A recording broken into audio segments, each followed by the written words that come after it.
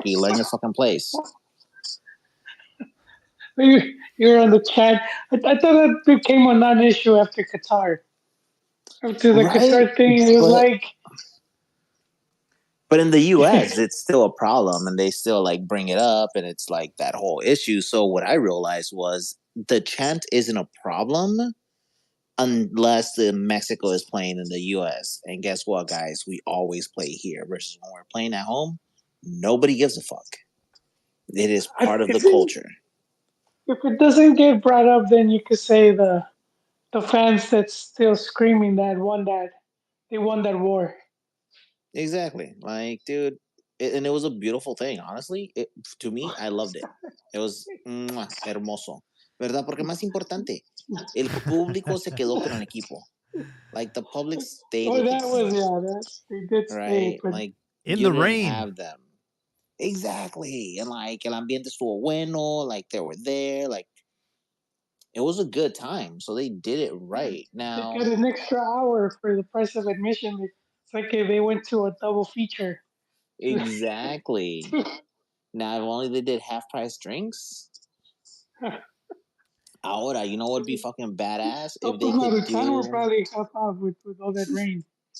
the Maruchans y la chela that you pay for with your patch. Maruchan.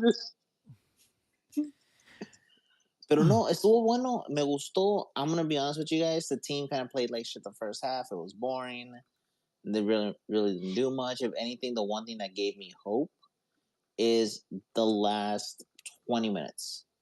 Of regular time or stoppage time? All of it. All of it. Like the stoppage and regular. Mm-hmm. Because they didn't really start balling out until like the 80th. Because the 75th, 76th, it was still super sluggish. Mm-hmm. And then it was like, for some reason, I was like, oh, the game's about to start, right? Like now the real game started. It was the 90th. And I was like, fuck, never mind. Because ahí es cuando they started really pushing. And at that point is when they got the extra 9 minutes, which I'll stand by it. Does feel a little bit dirty, but you know what? So does a finger in the butthole and shit happens. So why not? And Edson Alves scored in the I mean it says here the 111th minute. Or sorry, not 111th minute. 90 plus 11. Who got the assist on that? I don't know. You know his name. Who? Santi Jimenez. Mm-hmm. Hey, look, no one is excused from this horrible. I mean, the strikers. I'm talking about the strikers. You know, you had number one, you had Martin as the striker starting. No. Él es nomás el desgastador. Desgastador. Let's get his role within the team straight. All right, pero está bien mamado. He's just like a bodyguard. He goes in to soften him up, and then you send the lanky kid to stab him. Like the fluffer. What is he? You had Antuna as a starter. You had the Jorge Sanchez, which I don't know what he's doing to continue to get called up for the national team. Bro, it was sad. Like, it was like, what the fuck are you still doing on the field? Yeah, terrible, questionable lineup. I know that you had Chiquito Sanchez. He's having a great moment, but man, and there was times in the game where I'm like, Chucky Lozano, like, what are you doing to still merit, you know, getting called up? Because early in the game he wasn't playing well. Obviously, he found the afterburners and he had great stamina throughout the game. But really, what saved us today was Luis Chavez, the free kick going into halftime. If this game's 0-0, there's no way we score 2 in the second half. That was a huge lifeline for Mexico. And obviously the referee helping in that second half with adding 9 minutes plus another 2 minutes of stoppage time. So a total of 11 minutes. It was basically, the referee said, until Mexico scores, we'll end the match. And that's exactly what happened. But are you mad about that? I don't know. I'm trying to see this from a neutral lens. And if I'm Hondureño, I'm pissed, bro. I am pissed. I mean, first of all, you should thank God that you're not Hondureño. Second of all, bro, just rock out with it. Like, that's my thing. It's like 2 things I wake up doing every morning. 1, I wake up thanking God that I'm a man, and 2, that I am not Salvadorian. Like that's how it starts. So Hondureños is the next step down.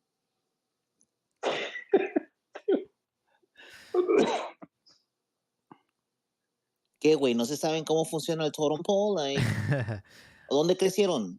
I got a bone to pick with Habibi because he's praising Santi this, Santi that. What did Santi do today except put the ball not on the back of the net? I mean, get an assist. And here's another thing too. You look at all these players that are in Europe. You look at Araujo. You look at Orbelin, and these fuckers they were horrible out there. Horrible, absolute trash. It's like we're not sending our best. Who scored the goals? Guys that don't play in Liga MX, my guy.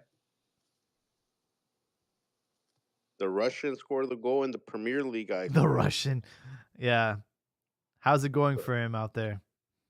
I mean, he's won, I think, a match MVP, stuff like that. But at the end of the day, he scored a goal. Everyone said he was going to fall off because he went to Russia. And if anything, this is the thing you criticize Mexico. This guy goes over to Russia. He wins a couple match MVPs. Everyone, what's a pussy league? It's a terrible league.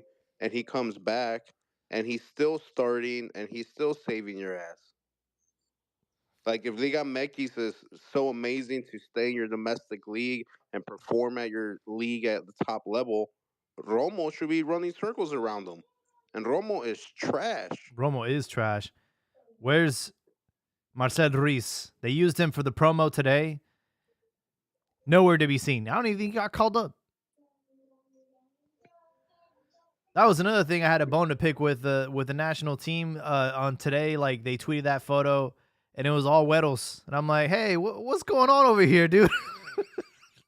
Why'd you guys pick all the Güeros to promote the game? Like, none of these dudes. Oh, snap. Jaime, so the ref is Ivan Barton. He is indeed from El Salvador. What? Oh, the referee? Yeah. We threw him some Bitcoin his way. Yeah. You know how it goes. It all makes Yeah, sense they throw now. shit. They hate each other, dude. They went to war with each other. These guys, that should be like the main Clásico of Central America. Oh, Honduras and El Salvador? Yeah. Oh, there you go. Well, look, guys. After this performance, are we still on the Lamborghini, or are we? How does everyone feel about it? How can you? His tactics created like over 20 chances for Mets. So for me, as far as coaching, he did his job. Any His other night, tactics, these really? players put it in. That's Yeah. like every Mexico team at every home game. Hey, against we're going CONCACAF on this opponents. game. No, Dude, it doesn't matter. no, what you no. talk This, about. Tata, Piojo that's not Herrera, every game. Hugo No, Sanchez. not Like, that whenever amount. Not Mexico's a home team against CONCACAF opponent, they generate a lot of chances and score that's very not true. few. That's Has not nothing to true. Not do with always, bro. Jimmy. He's gotten our shit pushed in. No, Remember how we It has almost nothing missed? to do with ¿Te Jimmy's acuerdas cómo tactics, tuvimos que ir al man. repechaje to get no. into the World Cup? We got our shit pushed in, bro. Like, it's happened. Like, el Azteca no es una fortaleza y no ha sido una fortaleza por mucho Yeah, tiempo. but Exactly. It those hasn't games, been. did they In, not generate a lot of chances? They did. no, The dude, games the in stats are there. Azteca. But pull it Not up. Put always. you could Now, pull up the info, man. You're just going off of memory, and it's just started right now. But Mex hasn't truly been dominant at Azteca for a long time, and wait, most neta, often than not they suffered too. And then wait, they're neta, playing these night games. somos un equipo de medio pelo. Like, that's what the Mexican national team is. Like, and if you can't realize that, then you're a fucking idiot. Right? Like, we hope and aspire to be something better that we're not. And we pretend that we are, but we are not. Just to give you Now, just to the give you thing perspective, is- real quick, let me just give you guys perspective on our coaching situation. Scaloni is considering stepping down from the Argentinian national team because he can't sustain this level of success. Imagine having that problem. We can't stop winning, and I don't know if I can handle that pressure. Hay niveles, hombres. ¿Cuál, güey? ¿Que eres muy puto y no puedes soportar presión? No, güey. Prefiero just picar beat piedra. Brazil. Ahora, eso es lo que voy a I decir. mean, We brought we in handed Jimmy. Brazil Hold the- on. Let me finish. We brought in Jimmy to bring in new ideas, and I'm starting to feel and I'm realizing that the 4-3-3 is outdated. I don't think they brought him to bring in new ideas. They brought him so they could have some sense of continuation from the last cycle because they did such a shit show of planning for being World Cup hosts Pero where también, güey, el mame de que era europeo, que venía con una mentalidad diferente, que iba a trabajar diferente, and all of this, it was very much well, so, that, hey, he's the but leadway to a that generational change and also a that different was the fluff. mentality. That was the fluffing though, man. There was Pues a 'cause he, huevo, everyone likes a good he, fluff, so ahora now let me fucking jizz. he, he Like, got the stop giving third. me the old shit. Well, he was part of the previous, you know, he was part of the previous. Management. Yeah, I mean, he coached the Olympic team. He got some success, uh, and then moving forward, they didn't have anything left because they sort of cleaned house. And so then they're like, well, how do we save face? That everything, because you know everything ended up seen as a disaster from the previous. Uh, I just think things went bad. I don't think it was like they painted like to make it seem horrible. I don't think it was to that point. Um, but It's but like they didn't have a nothing. it's like a disease, Joel. It's like everybody from the previous cycle, pretty much 90. You know how they say like this kills Yeah, 99.9% of bacteria. Well, the 1% that still remains after all this is Jimmy Lozano. yeah. There you go. And in some But ways, they he's needed to still show. the puppeteer. Like he's not really imposing his ideas and influence on the national team. You can kind of see that this is all being controlled from another level. At least that's my impression. Yeah, no, well, see that, and then you needed to have that continuation, and that's where they bring him in, and because he knew some of the players from the previous cycle, so that's kind of where we're at with him. But they never really considered him, and they wasted a lot of time when they brought Coca, and they everything they did. Um, you know, even he didn't even get to pick the squad for Gold Cup, but you know he came through and he managed to win the tournament. So here he is, man. But I have some chats from the YouTube. Arriba la corrupción. Esto ya no es foot. Esto es negocio. it's cine. It's cine. And Disco Fever says Lozano out. Buy out Biesla's poverty contract from Uruguay or bring back Juan Cambios Osorio. And Osorio failed to win. He never won a second round match. no, yeah, I mean, Wait, am I confusing him with La Volpe? I'm not sure, Might be man. confusing.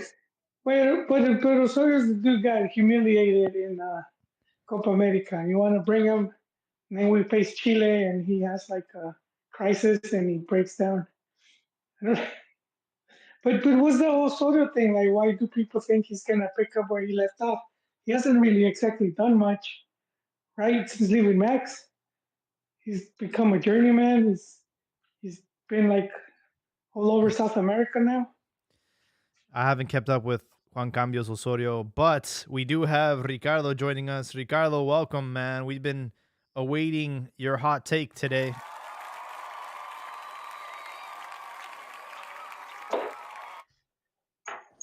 Thank you for having me on. How you guys doing?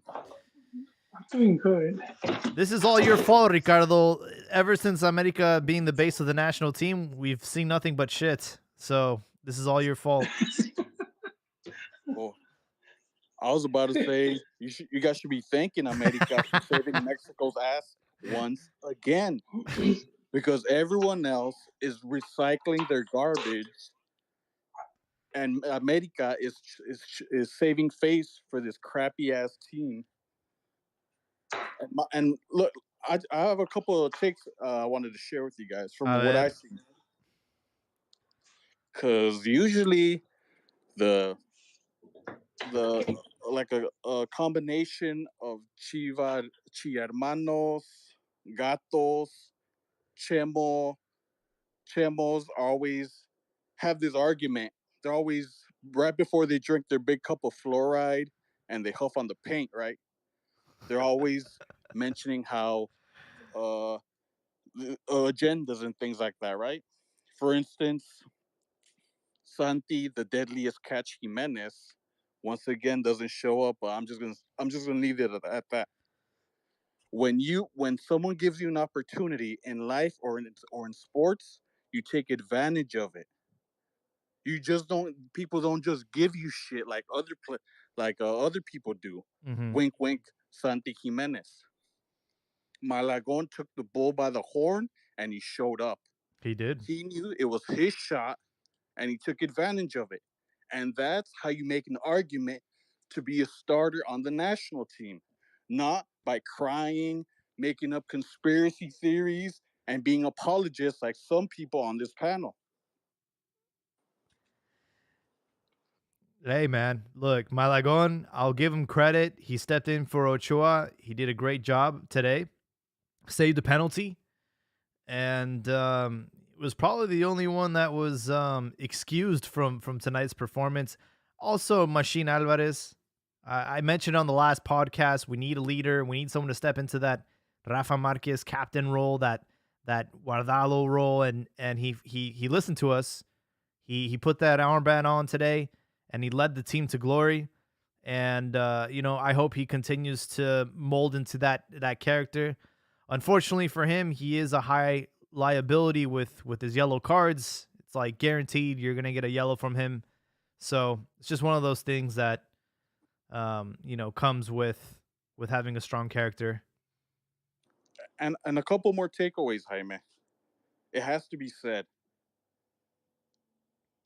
What's his name? Chino Huerta had his Ronaldinho on fentanyl moment today, as he usually does when he's playing in Liga MX.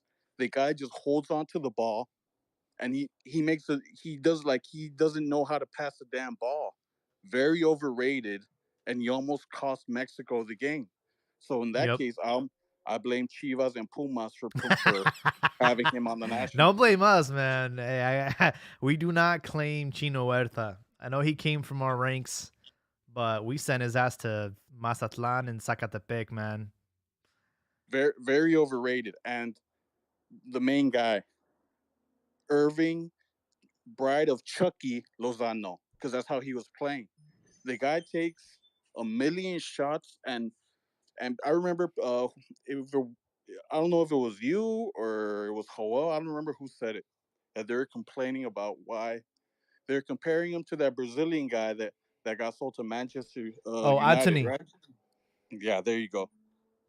And this is just another example of why things like that happen. Because this guy has yes, he has the goals. Yes, he has the performances. But he has a very low IQ. He doesn't know he has very low IQ shot selection, and he doesn't know when to pass the damn ball. The guy's very overrated, and that's why he's playing in, from what one of my guys, Alvaro Morales, he had an excellent, he described the whatever the Dutch, yeah, that bum ass league that Fisherman's that League. Yeah, he said it's Liga de Expansión con Derecho de Champions League, and he's absolutely right. That's all it is. Damn. And there's also rumors that Chucky is going to be coming to the MLS LA Galaxy. That is a rumor, and that is not a bullshit rumor. That's coming from Fabrizio Romano. So, he'd fit in right in, man. He's on bum mode retirement. Look, we have to be honest with ourselves. We got Chucky's best years. We had him. Now he's on a decline, and yeah, we'll always have Germany. There was times today he frustrated the fuck out of me, dude. It's just like taking shots that were horrible or like continuing to cross the ball. It's like, dude, and that's across everybody. Like everybody, like the Mexico style is so easy to defend because all we do is push it towards the wings and then they cross it in the box. Recycle and repeat for 90 minutes, dude. Jaime, I was thinking that exact same thing. It makes me miss Ramon Ramirez because he would get to the wing, and if he couldn't cross, he would cut inside, cut into the box. Made him so dangerous, and I feel like you said, it was very repetitive. I can't remember the coach. It was like a foreign coach who had been in Liga MX. I don't know if it was Leo Binhacker. He was talking about the Mexican player were too they were very obedient. And he was saying how every now and then you have to break the rules. So if they had told, whoever it is, the player get to the get to the corner and send the cross. This guy does it 3-4 times and it's not working. At one point he has to just say to himself, fuck it, I'm gonna try something else. And not worry what the coach is gonna say to him or do to him. I feel that happens a lot because I didn't see any player try to do something, try to give that extra.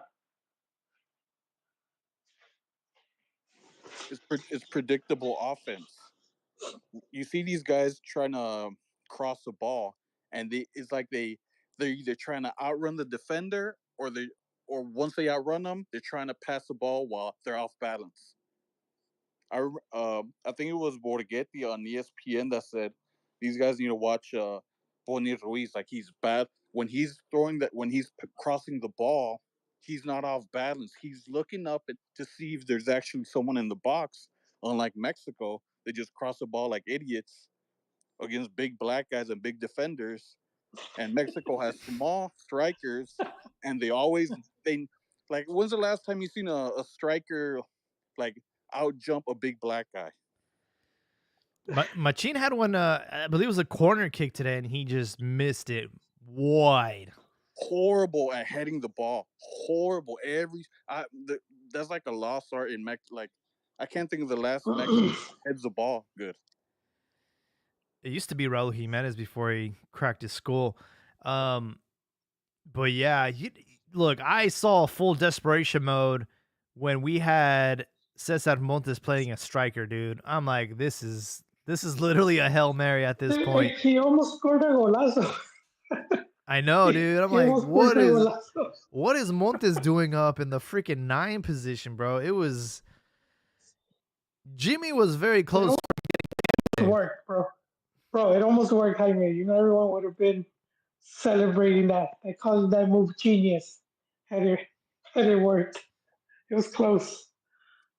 But what do you guys expect from a guy that failed at Cruz at Necaxa, bombed at Querétaro, and he got this job because he probably has a family member with the federation?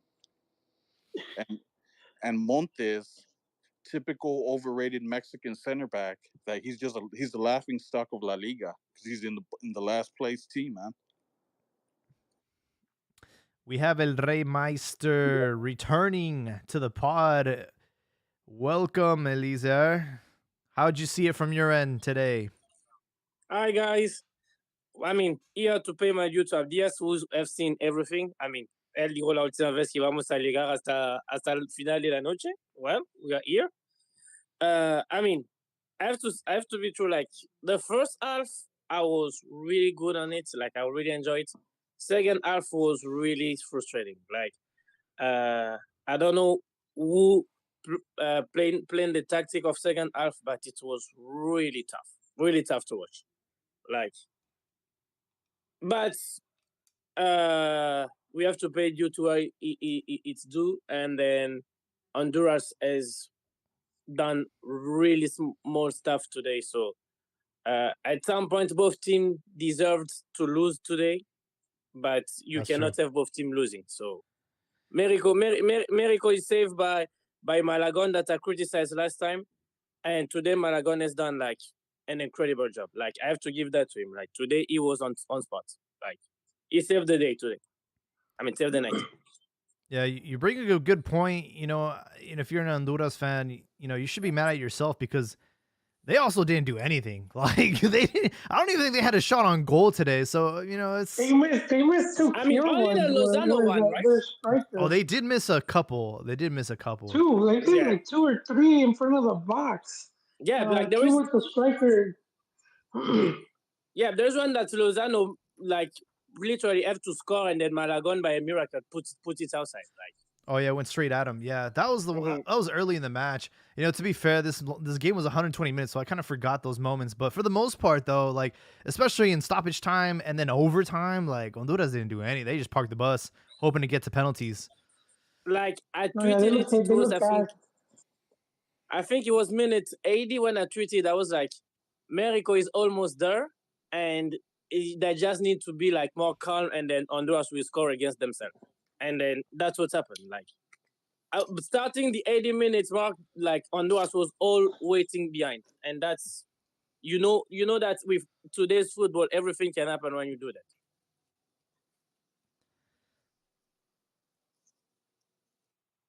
All I want to say is thank you. The rest of y'all pay fucking homage. All right. I told y'all we were gonna be here. I told you all was gonna happen, and here we are. Right. I said it.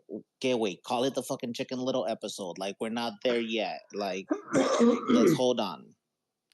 So we did it. We came home. We banged it out. Was it pretty? No. Did we do it? Yes. Now let's see. I'm telling you, the 4-3-3 is getting old. We have to do something different. When he really started to push, that's what that team did better when he started playing with both Santi and Quinones up top, and Santi was able to kind of play a little bit looser and generate more shots. That worked. One of the problems that we had, and they even said on the commentary, fucking Quinones and Santi are both fucking screaming for the ball. They're like, "Yo, I'm here, and they're not being fed." So, what can you do when that's one of the problems? Quinones set him up for a couple goals, but man, this guy, he just doesn't know how to take advantage of situations like Malagon. That's why he's they call him the deadliest catch, Jimenez, like that fisherman show, because he plays for a fisherman league, and he doesn't. And he's the deadliest catch in Netherlands, but in Mexico, he's just a goldfish in a bowl. Quick question: who is they? Is it just you and the voices in your head, or like actual real people?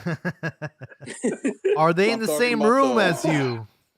the paint sniffing chemos. That's who. I mean, Santi today score.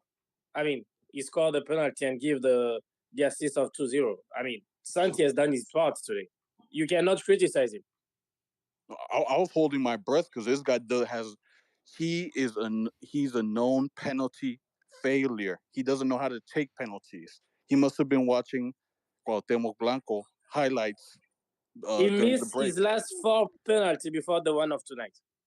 Oh, that's what I'm saying. The guy's not reliable. He's not a leader. That's why they call him the deadliest catch.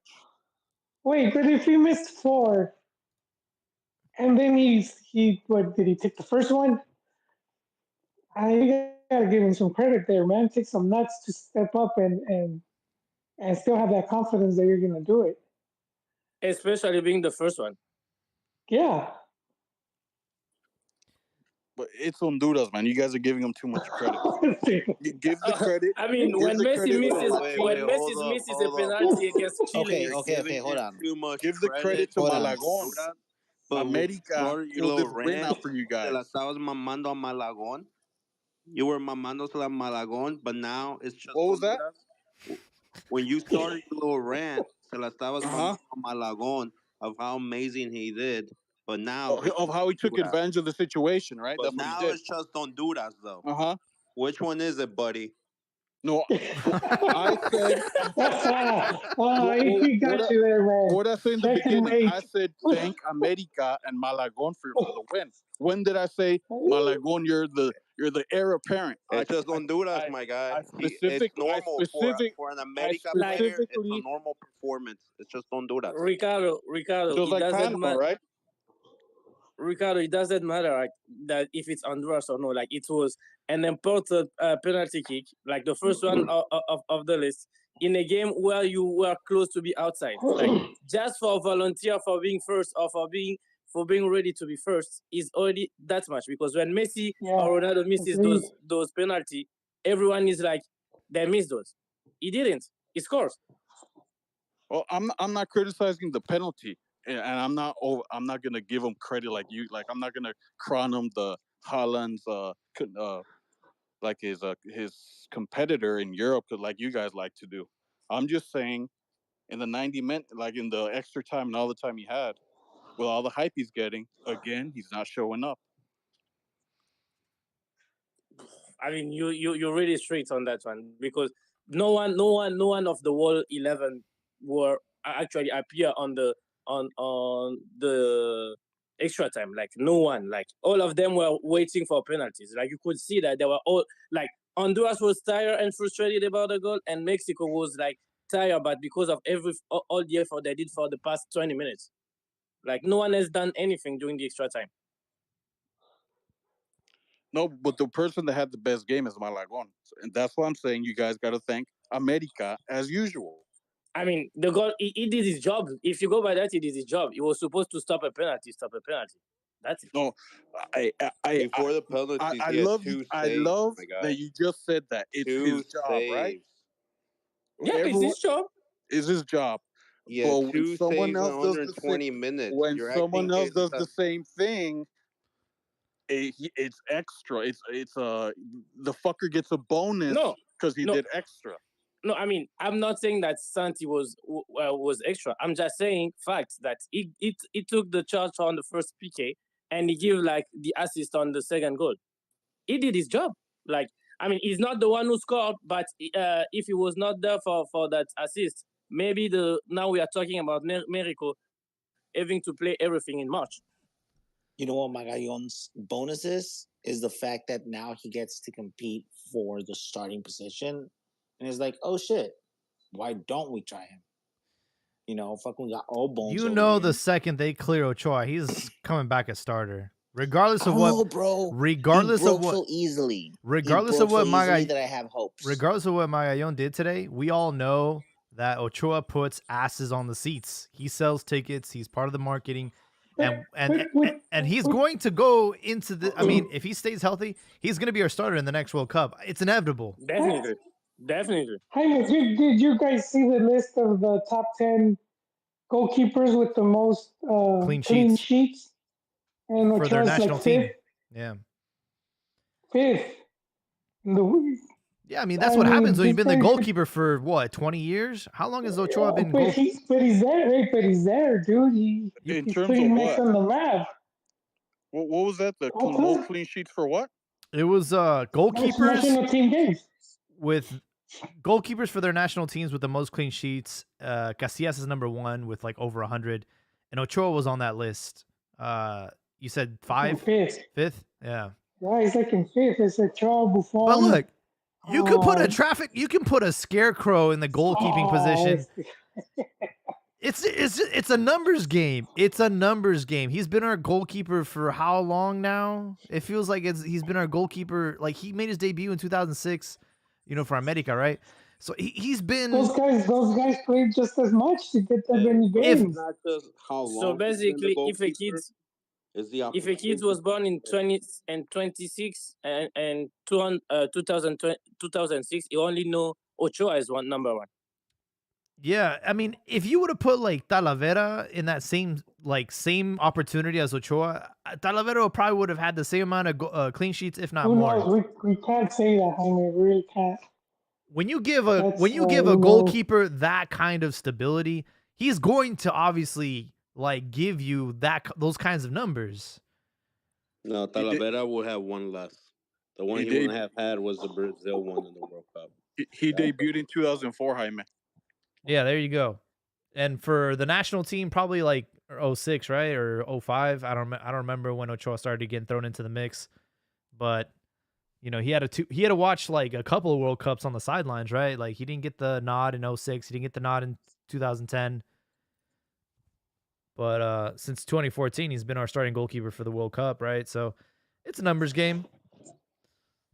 And another stat to throw out there. This is the first time Mexico has been in a shootout in Estadio Azteca and has won it. Like out of all the years, Really? they've played there, like like in significant I, qualifiers. I can't remember when's like when we've had the opportunity to When host. was the last time? That this is the When first time they're saying on the right after the game first time what? That the we've had a penalty shootout in an Azteca and in an official match. Yeah, because the other one are like group stage game. Oh So yeah, like but to the World Cup. Wait, no. When No, Mexico hosted in '86, they didn't play at Azteca when they faced. No, wait, they lost. no, In, no. I mean, I when they believe go it. to penalties, They haven't when they really. go to penalties against I don't know. Germany, is it the Hugo doesn't shoot?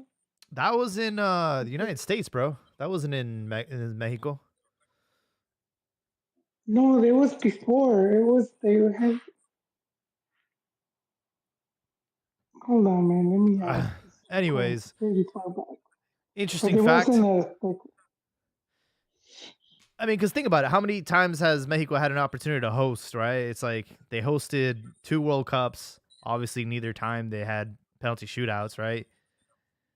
I think '86, but let me double check. They didn't go to penalties in Wait, '86. no, but I don't think they played at Azteca though. I don't think Their last they game was in they, Monterrey in there you '86. go. I think either 70 or '86. Their last game was like in Monterrey, which I thought was weird. Got some more comments. Antes de hoy éramos una mierda. Ahora somos una mierda, pero con boleto a la Copa América. Yeah, it went to penalties.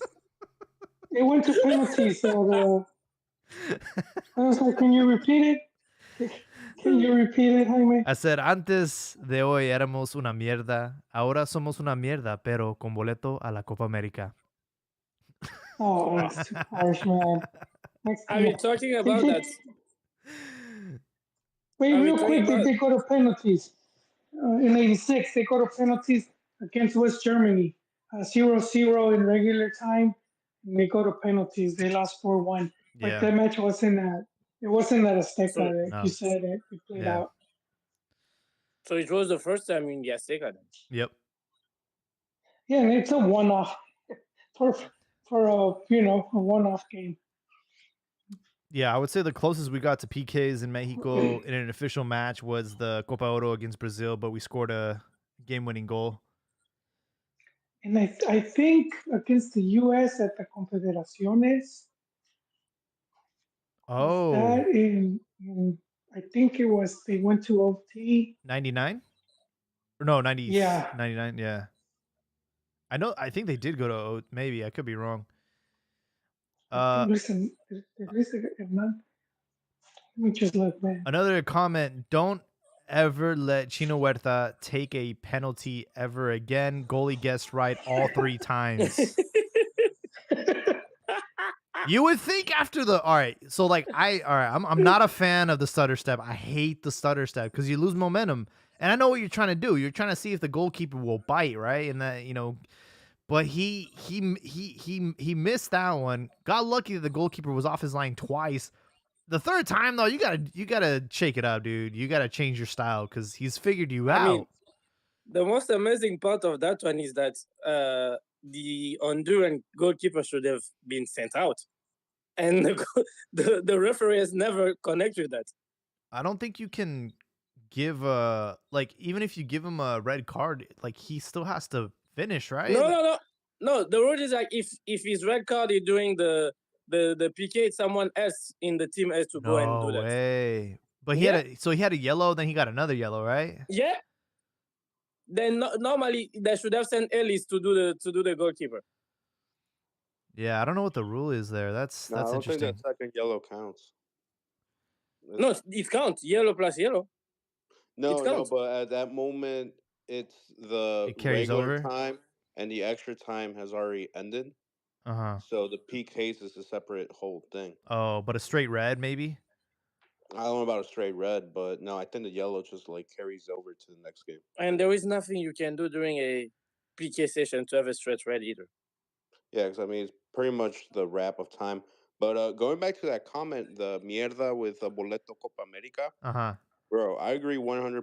Because if you ask me how Mexico has improved from their game versus Saudi Arabia in the World Cup to this game versus Honduras, they haven't. The only difference is against Saudi Arabia, then they didn't have extra time and penalties. But it was the same It damn was the thing. same thing. It gave me flashbacks of Hugo Sanchez coaching Mexico and trying to get a spot in the Olympics against Haiti. It was that same energy, dude. I disagree. Mexico has improved. Oh yeah? In what way?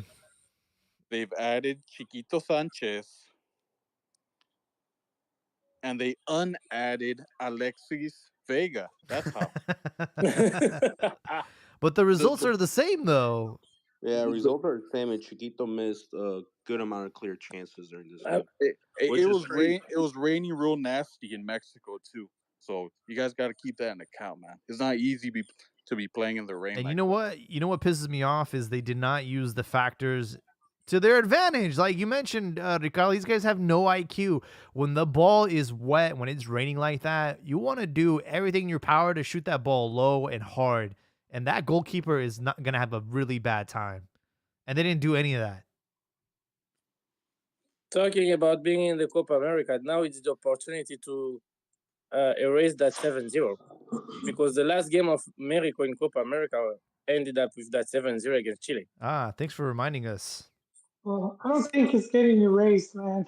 Unless they would have to beat Chile, face Chile in Copa America.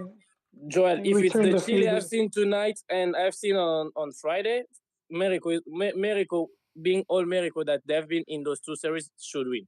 Like Chile is really, really poor. Like they are really like miserable.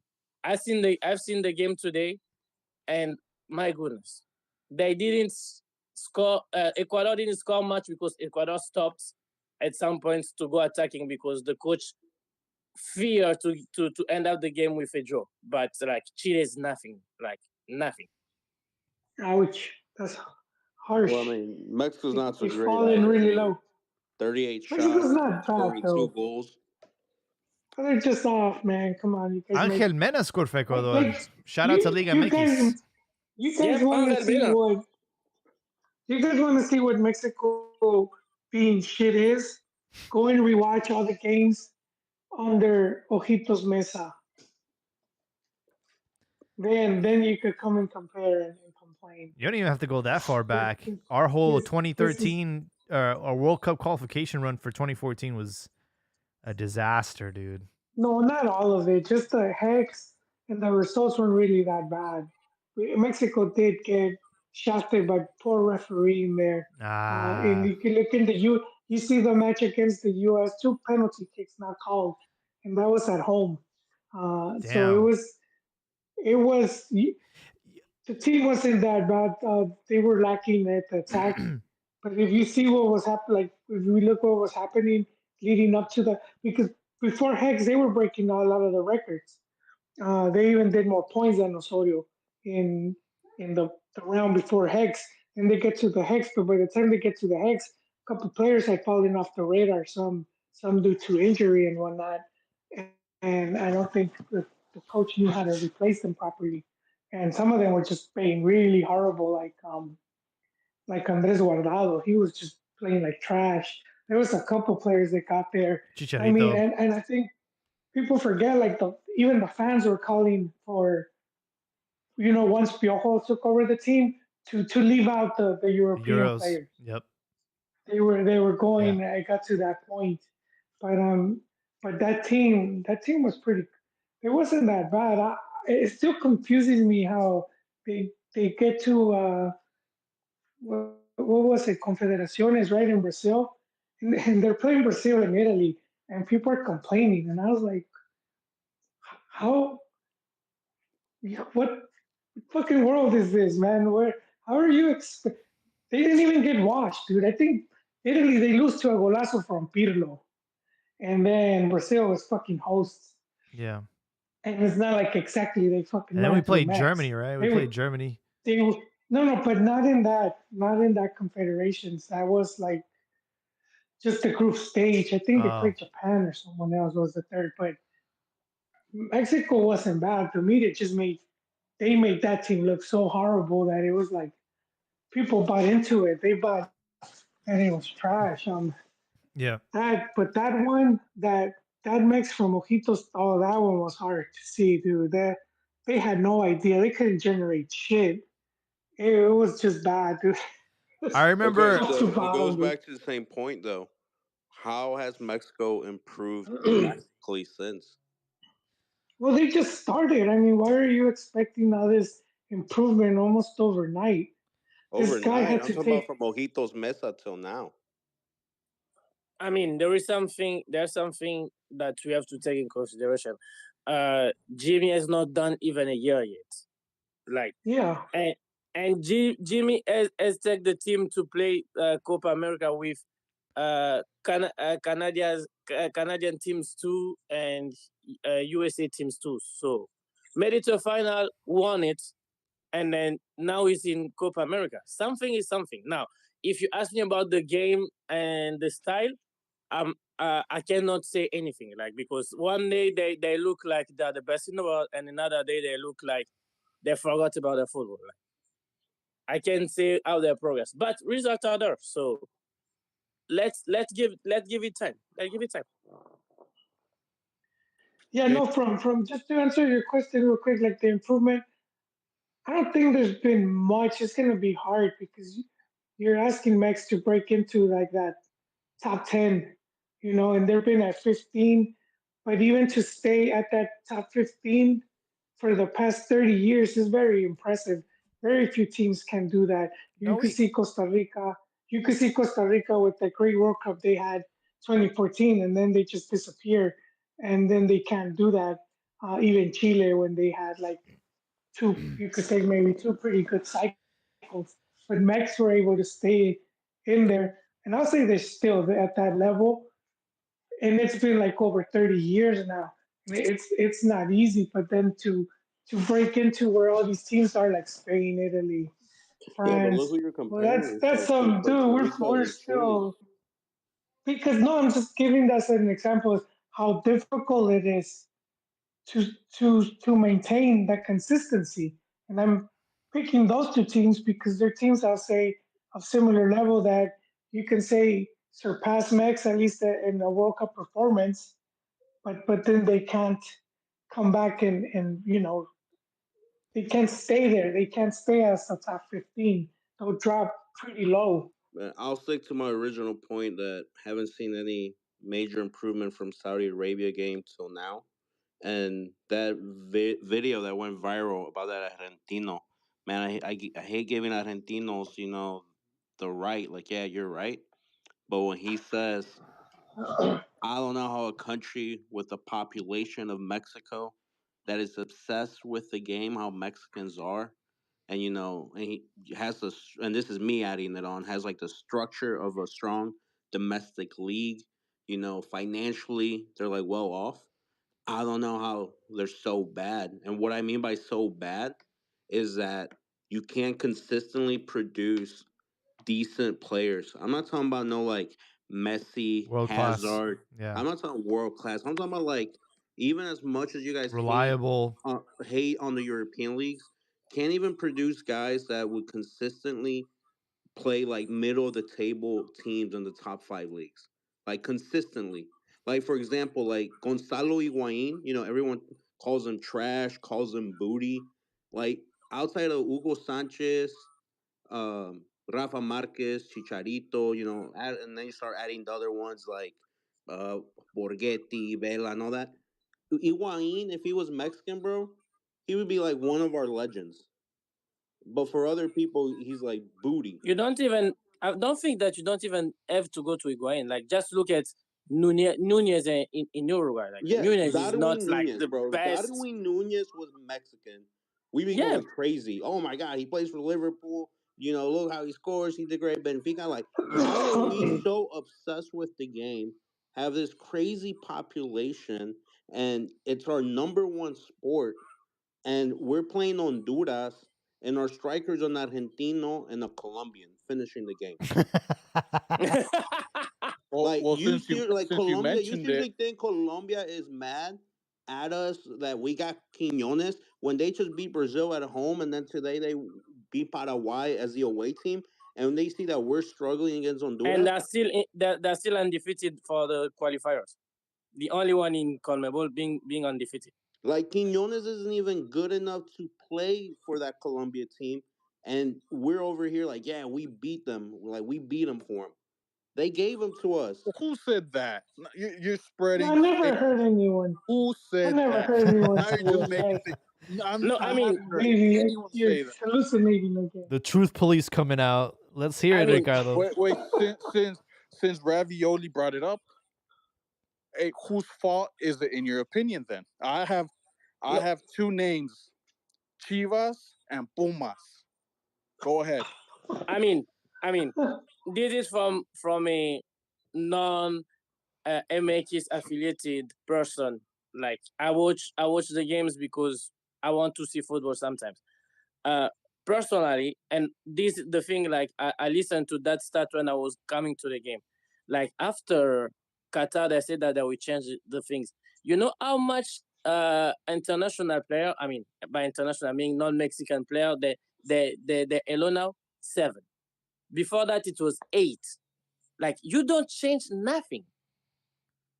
So even if you produce players and but because you got money and then you got more than anyone else in America, players with from different country like will come and play, and if they're good, like for example Vinyas, like I'm not sure that Vinyas is that amazing, but Vinyas take a Mexican player spot in the team where he is.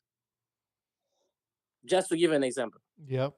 Oh, Viñas would be starting for Chivas if Chivas didn't have its quotation Mexican only thing. And that's Definitely, a fact. definitely. So this is all Chivas' fault, Ricardo, is what you're saying. Not all of it, but since you're branded that way and you come off that way, it has to be a chunk of the fault has to Hey, lie no, on you guys. I think we definitely deserve a lot of criticism, right? We're the only club in the world that plays with Mexicans religiously, like that's part of our culture, and we haven't produced a decent player since Chicharito. Like this is bad. You haven't produced or you have not give the chance, because you have produced some players. I don't know, like none of them really come to mind. Salcido was good. Salcido and Massa were good players that went No, and I'm had talking about after good long Chicharito. careers. And, After Chicharito, okay, like we season really as haven't well. had anyone, Yeah, not even close. You know, it was supposed to be Fierro. Piojo's not even ours. Piojo Alvarado is a product of what, Cruz Azul, so we can't even claim him. Ya sabes, papá. Yeah, well, with You- that man, just They, goes they to can't claim him either. He's from Mexican players, Celaya. He's man. not from Cruz Azul. Oh, We need to focus on a different sport or something. I think our focus baseball on a team- different sport. I think our baseball team's going to win the world title before the soccer team does anything significant. Yeah, we But- need Arosarena to join the national team. He's the best player, and he makes everyone, the rest of the Mexican players, look average when you see him play. Yeah, we just need to start mixing with Brazilians and Argentinians and start having mixed babies. What's this? That's you Sage and Talking about mix. what's that guy's name? Sage, Vanessa whatever. Decas or whatever. Yo, you know, Gio, we want more Gios. looking at qualifiers in Comebol, man, you have Argentina in first place, Uruguay, Colombia, Venezuela, Ecuador, and then Brazil. What is happening? We might have a No, but- chance next year. But this is the thing. I don't even think that's such a bad thing.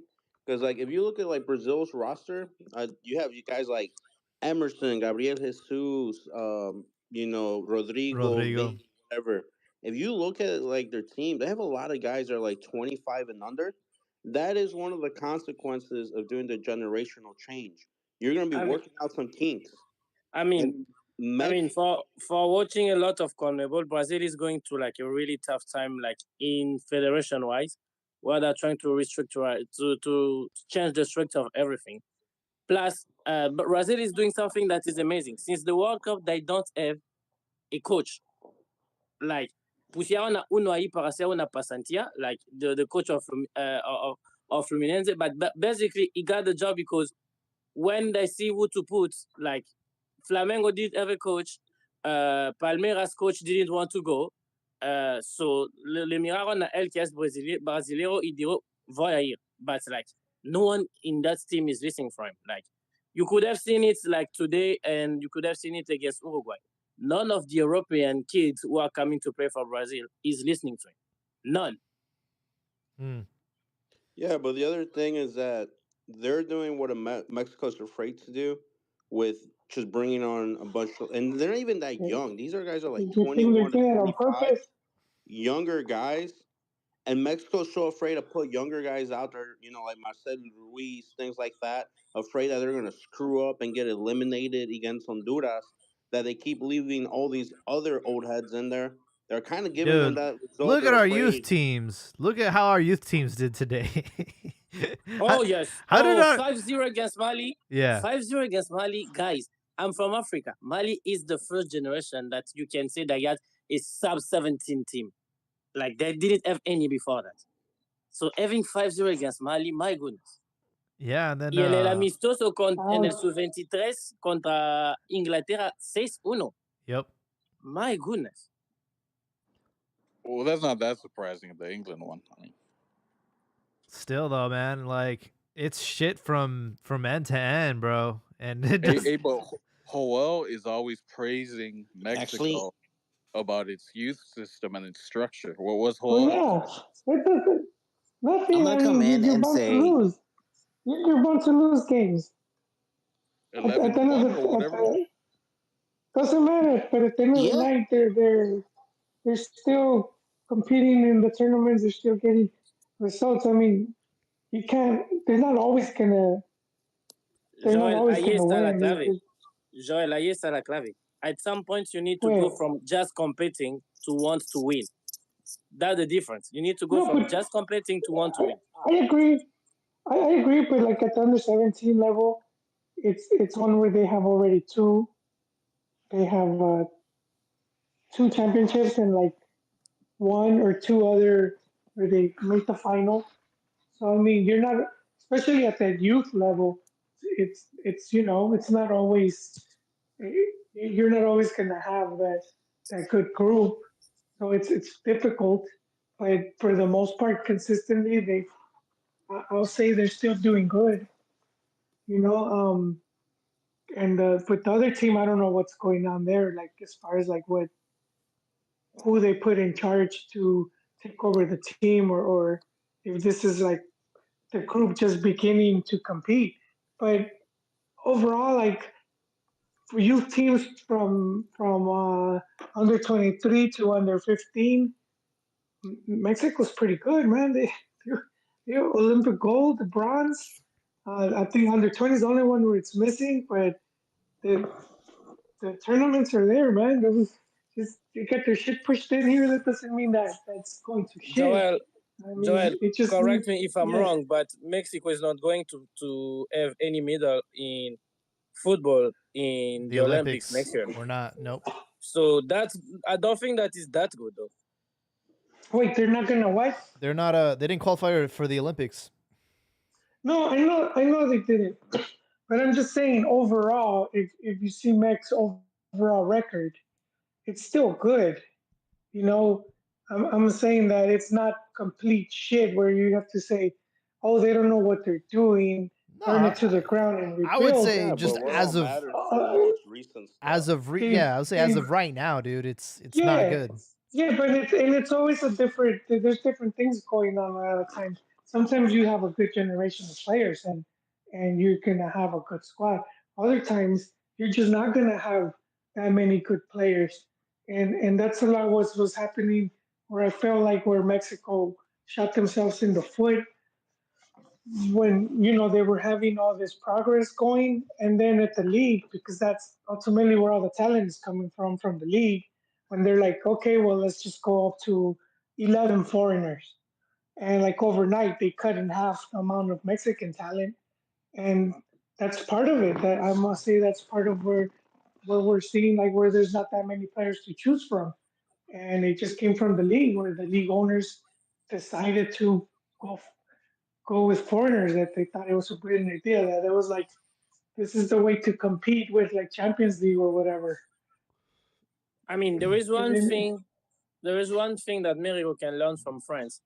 France after 2010 went to like a rough time, and they all decided that for a moment, all teams need to at least allow 7 players to be playing, not just to be like written down on the sheets for the yeah, game, but to be playing consistently from week to week.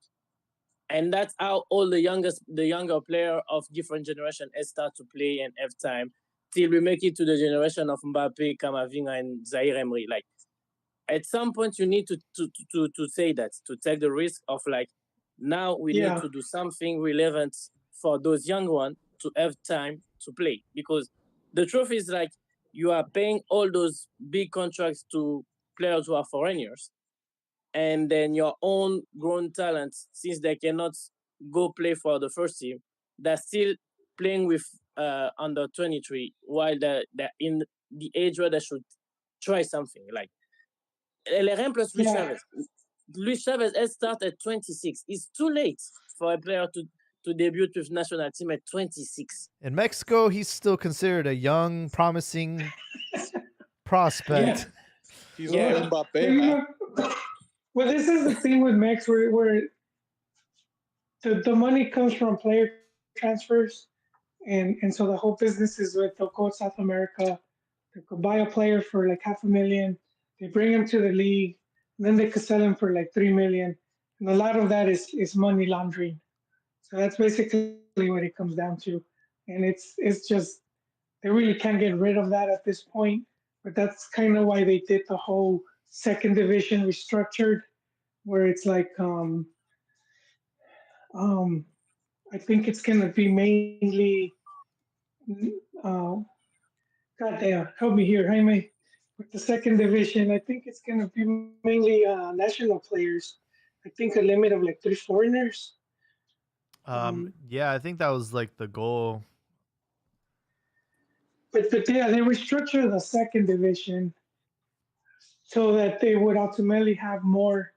And I do think that that's gonna help, especially if the teams take advantage and fill them with a lot of the young players, and then some of the better young players who ultimately can make the jump to the first teams, at least the better ones, because it's better level of competition. Because what they had tried before that was like, okay, let's make an under 20 and under 17 league, but those were very weak.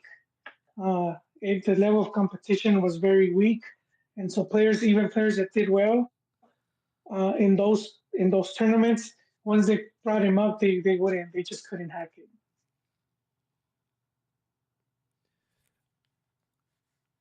So I'm looking at the structure here. Do we know who we're going to face in the semifinal? Because Semifinal. I think you are going with Panama. I think Mexico goes with Panama and Estados Unidos with Jamaica. oh, okay.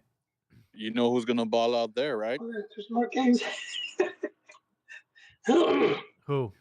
Hey, who would Mexico played in the repechaje if they would have lost? I They heard. would have Was done it another Haiti draw, I think. or TNT? Was it Trinidad? It Yeah, it was was Trinidad. Costa Rica or Trinidad and Tobago? Yep, one of those two. Yeah. Oh, okay. Because on Google it says semifinal Panama, Jamaica, and USA, Mexico, but I doubt they're gonna let that I happen. doubt that. I doubt Yeah. that happened. But I was listening in the broadcast that because this match officially ended in a draw, it like changed like the rankings of the I don't know. I have no idea how they're structuring this, but either we have Panama, that's fine. We do have confirmed the venue for the semifinal and the final of Copa America. So semifinal will be in LA, and then the final will be in Miami. What a coincidence. Yeah, who? Miami is getting everything, guys. Huh? What? Miami is getting everything. Who's that? Yeah, like Who's FIFA that player headquarters. that plays in Miami? I forget. FIFA. I think didn't they trade him? No, I'm talking It's about in, Messi. I'm talking about Messi.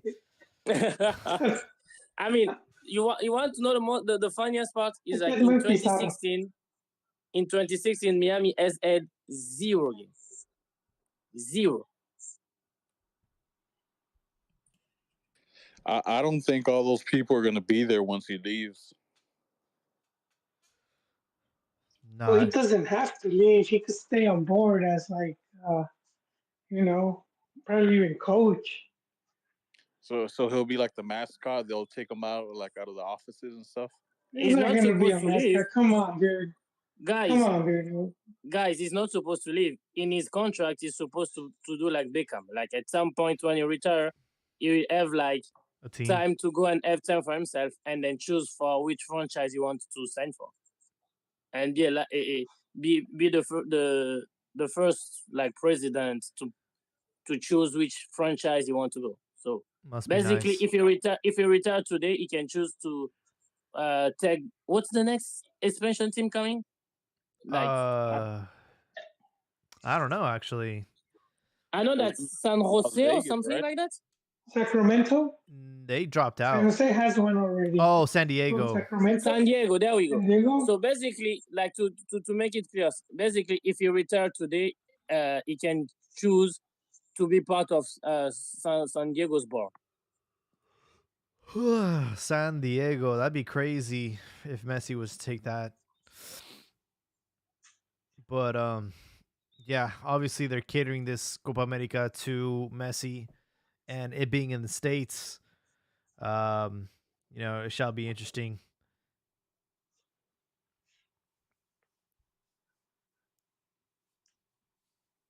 But yeah, man, this game really wiped me. It was I didn't expect it to go that long, 120 minutes plus penalties, dude. I mean, everything in this game was like difficult to predict. Like from the first, like I really like I generally think that America would have been more cautious in the first half, and they didn't do that. And then I was expecting more in the second half, and then they did all the contrary. Plus, you got all the incredible endings. Like I think it's Andres Cantor who tweeted that. So basically, Mexico and Honduras has played 3 extra time between the 11 minutes. Damn. The 2:15. So basically, they played 3 extra time. Like crazy. Yeah, and they played a first leg, right? So you got 90 minutes plus another 90 plus another. Yeah, it's been a long series with Honduras. I'm sure they're over it. We're over it. Now it's I think the only thing scheduled for the remainder of the year is a friendly in LA against Colombia on December 16th. That will be at the You're moment. going to have Colombia because in December is not a FIFA date. Oh, it's not an official break? Yep. So it's going to be B list versus B list. It's fine. Mole time. What was that, Ricardo? Mole time. Mole time. Molero tour. It's still a good match. Yeah, it's still a good match. Should be good vibes over there at the Memorial Coliseum. You guys remember what happened last time they played Colombia, right? Where were they playing? In San Francisco, in Levi's? Was it? Mexico was up 2-0, and then they end up 2-2. They lost that game. They lost that game. 3-2. Yeah, I was there.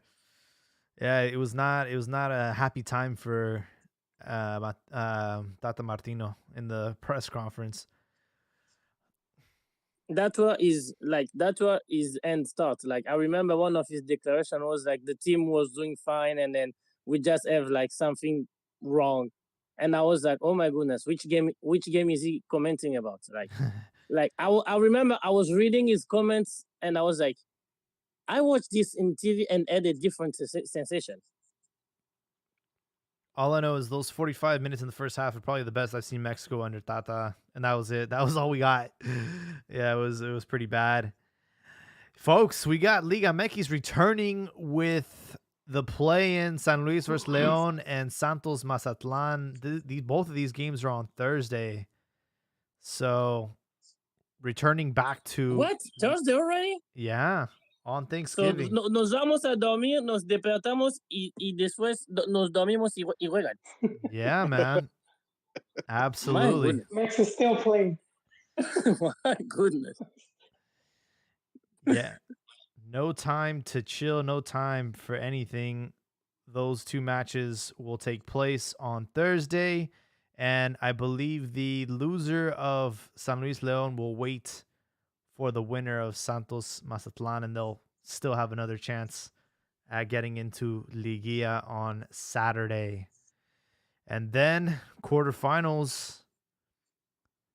So this momentum, I know I was talking to Ricardo, like, dude, you guys came up on top, first place.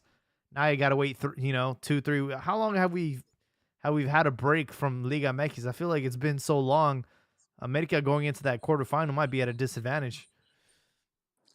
Hey man, heavy lies the crown on the head, man. I mean, they had to do this to give everyone else to make it an even playing field. If not, America would just run away with it. I mean, Ricardo, this can be like puede ser una arma de doble fila. Like you probably have to spend like 4 weeks out. Like no sé cómo los jugadores van a aguantar tanto. Like while everyone else is still playing and trying to find some form. Like 4 weeks out in a competition is a long time for just training. It's a long time. Yeah, it is. But now that you mentioned that, I want to call out Joel and Ravioli for complaining for when was it last week? They're complaining about the Liga MX format. Oh yeah. What is there to call about it? I mean, if this same format keeps your team relevant, man. I mean, Roel, nothing against you, pero esto de copiar todo con la MLS, like I'm like, ugh. It's not a really great trying format. to copy. Yes. Wait, I wasn't saying that. I wasn't saying to copy MLS. I was saying, like, my preferred method would be you could keep the 2 short season, but the regular season would just be points. No Like liguilla, you mean like in Uruguay? Like in Uruguay they do like clausura and apertura and then they do like a super final at the end. Yeah, I would just do it like the end of the season, whoever has the most points, you're the champion. And then you would take the top 8 and they could have the cup, the you could call the Mexico Cup, and you could have the Liguilla format, and then have the cup tournament. Like, I'm on board with you on that, but like the thing is that if you have Ascensos y Descensos, it's even better. Like this weekend, I'm getting ready to see the best Ascenso y Descenso ever in my life because I'm going to see Argentina and Primera Liga. Like they have like 6 teams for one spot. Like I know, I would like that too, but you just can't do it in Max. They ran into so many problems because a lot of promoters, and then even through like again the money laundering of cartels, where they were just pretty much owning the smaller teams, and that was becoming and at one point even throughout 90s and early 2000s, it's interesting how many teams were being used for money laundering, like Monterrey, Atlas, Querétaro. It's just so many. It was so out of hand, and that's one of. But they're not going to talk about this outright and say, "Oh, we did all these changes because of this," So they really can't. But a lot of this stuff I'm telling you is well documented. Of with Querétaro when they got relegated, and that was one of the reasons. Um, Querétaro had been relegated, and then Monterrey. You could look into like the former owner of Monterrey, Jorge Lancambeo, president of he was of a bank, and he got caught laundering for Juarez cartel, and then the thing got sold.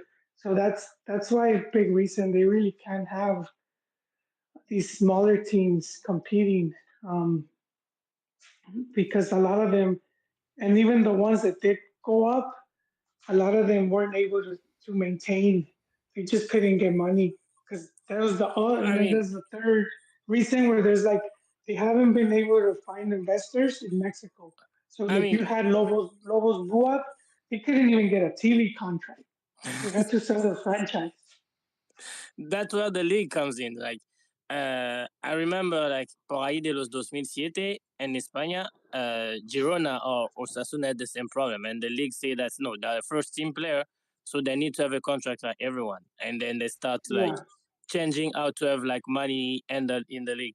Pero like the other thing is like después tienes un torneo que en 5 años tienes los mismos equipos y cada torneo va de mal a peor. Like Mazatlan in the last 5 years, I'm pretty much sure that they have the same amount of game loss than of game win, and every time you watch them, it's horrible because you already know that nothing will happen. Same stuff with Juarez, like it's horrible. But at least with going up and down, then you have people like hoping that something can happen. But you're right. The only way that point structure works is if they have relegation. But these guys were complaining about the format how it is now. But Jaime shared on the chat Yep. like the years of how of the since the Liguilla started. yeah. Wasn't it only once that Chivas came in on top? We're not on that graphic, dog. On the no, you guys had to leave it at the once. No, man. Are you No. sure? I'm pretty sure you did. 2011. And this guy was calling it with. Ricardo, I just don't understand the point you're trying to make. No, I'm saying. Oh, well, let me explain it to you. If I want Liguilla to be the top 4 teams in No, the that's not. standings, No. That, and they face look, each you're other, just switching it up. and You're switching it up. If Chivas doesn't finish in the top 4, and because according to you they're only relevant because of repechaje. I'm talking about the point system. You're taking Yeah. it somewhere else, guy. I just put it You're in taking it somewhere the. else. I just put it in there. So the graphic is up. If you guys see it there, it was somebody put. They accumulated like all the points throughout the years and said if we were on a long season format, these would have been the champions of the Liga MX. And on that list, it's long season. Yeah, that's what I'm saying since the Liguilla. Yeah. Okay, so like Cruz Azul is I on see. there, America's on there, Chivas is not on there, dude. Yeah. Oh, Well, yeah, I see Ricardo's confusion. So Chivas has finished, but they only finished like at the half a turning. So if Yeah. you were to add the 2 points of the long season, then at that they wouldn't be in first. So no one benefits more from the short season format than Chivas is basically Ricardo's argument. pretty much. And you have guys like Ravioli and Joel complaining about this wonderful league that Liga MX has. What's your argument? You guys are complaining about something that benefits you. It benefits you. Benefit my team. If it didn't exist, to you, it wouldn't. I'm talking about the league. I'm not talking about the team. If the structure didn't exist, you guys would still be going through the archives and some old library in Guadalajara, reading up on the Tyrannosaurus years with the titles, man. and that's a fact. But why does that matter to you? Because you're complaining about something that benefits you. And what's your point? You're acting like a baby. I don't care about the team. I care about the overall benefit. I'm talking about the league. You're making it about Chivas. I'm saying the league. I'm not making it about Chivas. Actually, you're making it about think Chivas. It would make the league. No, I'm making it about you guys complaining about it. It would make the league more competitive. If it makes the league more competitive, he just wants Chivas to win. That's okay, Richie. You guys are crying about something that benefits you. When you win it, it's the Gloriosa Liga MX. I'm Mexican. Look, hear me roar. That's how it goes. Gotta call you guys out on that. I would argue the case that more leagues need to adopt our format Exactly. than we need to adopt theirs. Switch things up in La Liga. Switch things up in EPL. Let's do this. Well, considering it's not really, you know, I can't. great results, Oh, there I you don't are. think. I don't think it's be beneficial for them. You cut off there in the beginning. No, I'm just saying their league success, the way they have it set up, is also translating to national team success. Is So it? why are they going to mess with it? How so? How so? Have you Yeah. not seen the results that Spain acquired? Within the last Are, 10 years. are you attributing the league structure to that? Yes, the league But structure to it's that. always How? been that It's way always though. it's always Real Madrid and Barcelona winning it. Well, how's that benefit? Is the Spanish team the one that did win the World Cup was made of a once in two lifetimes players that made up that team. So how you're using that one example? But they have stayed relevant. They have That's debatable. I mean, they have stayed relevant. They have stayed competing. If it works for them, it works for them. but Liga MX doesn't work.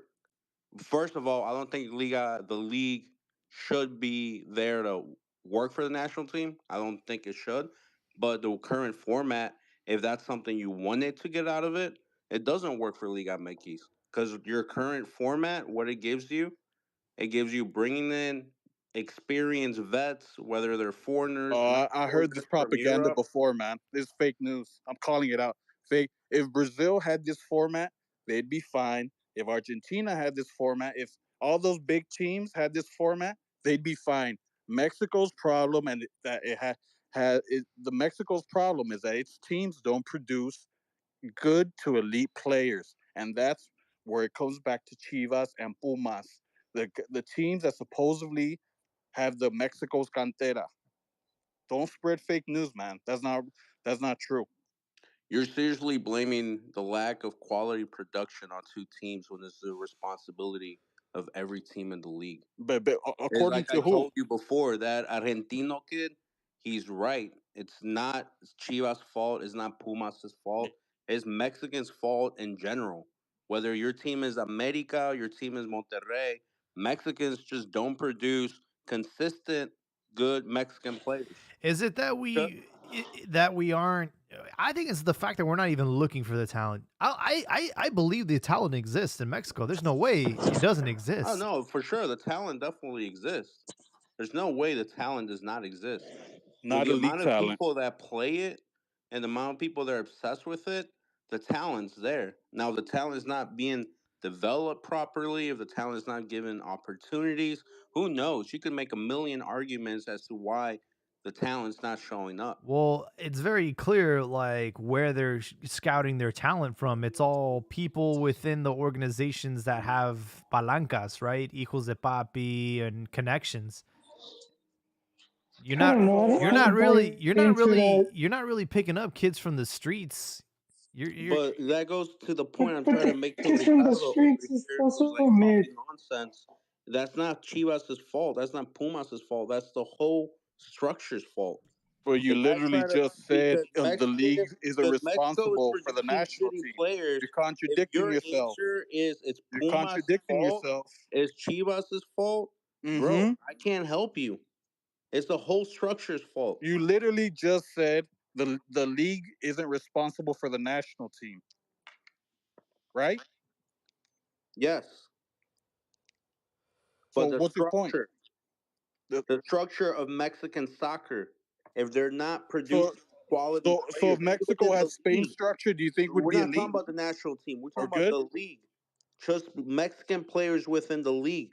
How Well, I'm many? asking you, if Mexico had Spain structure, would Mexico be elite? And what would you base that off of? Going back to the point, whether Also, it's you're just gonna Liguilla. ignore it. All right. No, I'm not gonna ignore. I'm gonna answer it to you. I'm No, gonna you answer it to literally you. just said back to the point. You're gonna No, I'm ignore gonna it. go back to the point, and I'm gonna answer your question. Si te All right. callas, you'll listen. Oh, go ahead. Just don't spread fake news because Okay. people listen to this, man.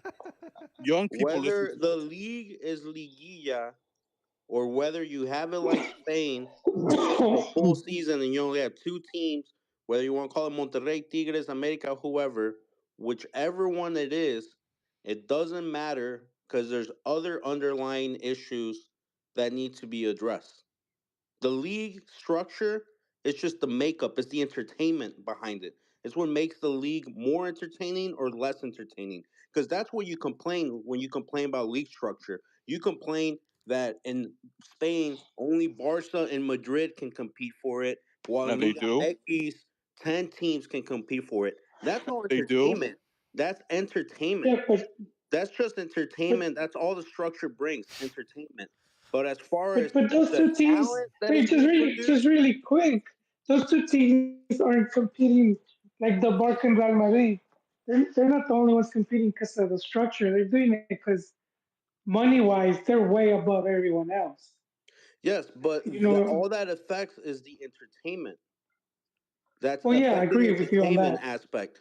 As far Yeah, I as agree with you on like that. going back to the Argentino thing, Spain, they have at the end of the day, it's a strong domestic league. And if it's not a competitive league where not all 18 teams can compete for it, that's a different story. But it's still a strong domestic league. That's why it's considered one of the top five. So if they have a strong domestic league, Mexico has a strong domestic league, but one country is developing more players, even in a league where only two teams can compete. It's telling you that the issue is not the structure of the league. The issue is everything else that's going on from the grassroots level from the beginning. So So you're no, it's agreeing with not me. Chivas. It's not Chivas' fault. Oh, It's it not is. It is. Pumas' fault. It is. It's the whole structure of it all. No, it's What definitely Chivas and Pumas' fault. But you're agreeing with me. Those I'm not teams agreeing would with be you. I'm perfectly completely fine. disagreeing with you. Those teams would be perfectly fine if they had the same Liga MX format. The problem in Mexico is that the teams don't know how to produce elite players. So you're agreeing with me. No, I You don't agree just with said the fake news. teams don't know how to produce elite players, And and the that's what teams I'm are saying. The Pumas teams and don't. Chivas. Okay, those Cruz two teams. Azul and the rest of the Regio teams, Club America. What's Club America's stigma? They're full of foreigners, right? You're not expecting anything from Mazatlan and the bottom feeder. So who's supposed to be producing the players? And the problem, like everyone is supposed to produce players. Like that's what you apply for when you are in the league. Like you are supposed at some point to have players from your country. After that, it's van a ser bueno o malos. That's something else. Not But at according least to you need that. Ricardo. You need at least to do that. Like example, for one Córdoba que tiene la 10 normalmente de México. How many others Mexican players have not have like the chance in the other team?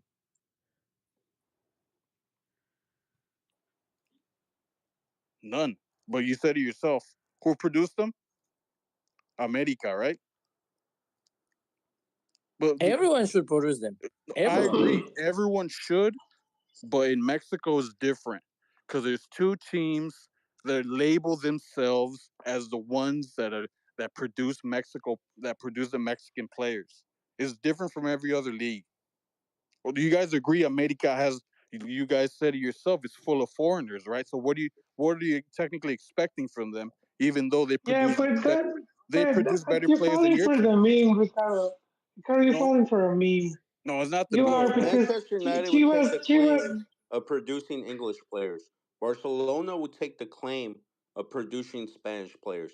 Every league has that one team who claims they produce the most. Juventus, when Juventus was doing well, Italy was doing well. Every league has that one team.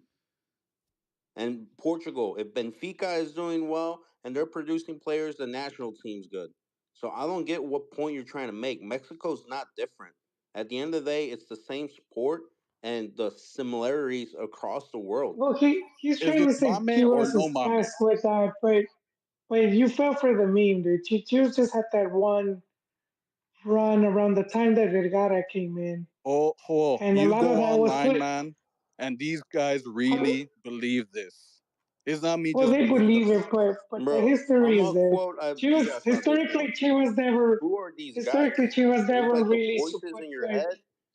Like these like three guys Reddit, on he's on, Reddit? Like he's, who So he's are on so you these so people? all right. So you're telling me, Reddit and X. wait, so you're not, you're saying you didn't share stuff on the chat saying that about, okay, complaining about Mexico being the base of the national team, and Jaime even started off the program by saying every time Mexico America is the base of the national team, things go to shit. So am I hearing things, or do you not want to see shit? Yes, like Yes, Joel yes. just gave you your Tampico, answer. You Tampico. fell for the meme. Yes, Oh, okay, yes, okay. he You're did. falling for the It's, mame. So If I also see again if again Mexico's with the not doing mommy, well and when things your go, goalie No, goes I truly believe it. This is all correlated. you see, I'm so I'm I'm the ba- one hey, drinking oh fluoride shit! and taking fentanyl is Habibi then. I'm over no, you're But here. drinking look, fluoride by believing this guy over here. I'm but you backing know my what? statement. I'm saying ever since It's, America became the foundation, we've been shit. So But you hear that it's often, jumped don't you, Jaime? around. No one team has always like held like has had it for like long period of time. You had Pumas, right? Going back 70s, 80s. Pumas was like the team that was producing players. You had Atlas at one point, like when they had Bielsa and La Volpe, and then you had Chivas at their run. you had Then Toluca for a America little produced a bit bunch of when players. under So yeah, Ojitos. but you never really had one team that has kind of maintained, and they've always been like churning out player after player. I mean, even Pachuca, you can even talk about Pachuca, how many players they brought out. So you haven't really had that, which he was just because, yeah, all Mexican, but that was the meme. But if you could go down the list in World Cup squads and see how many players were like came out of Chivas, and it's really not really that many. Well, the only You thing that's know, changed is now, you know, it used to be elite, not elite, but you knew you made it when you finally got that move to Chivas or America. You know, that was the peak oh, form and of you're Mexican going back. football. And now, Yes, now it's about going to Europe. And a lot of times they leapfrog. or Monterrey and Tigres. Now, yeah, now it's There's no like money at all. now if you're a player in Liga MX, you strive to go to Europe or to get paid out at, like you said, the Tigres and the Monterrey. And like How we now, saw him as a coach, you could be coach of America and then still but move up. from I'll be Mental honest, guys. expectations. Nowadays, if you land at Chivas, it's because you had no other choice. Like shit was Oh, looking grim, we and you're still we Mexican. still have some prestige, but it's just not there anymore. And look, now that we've started to make that, the game has globalized. We have to acknowledge that.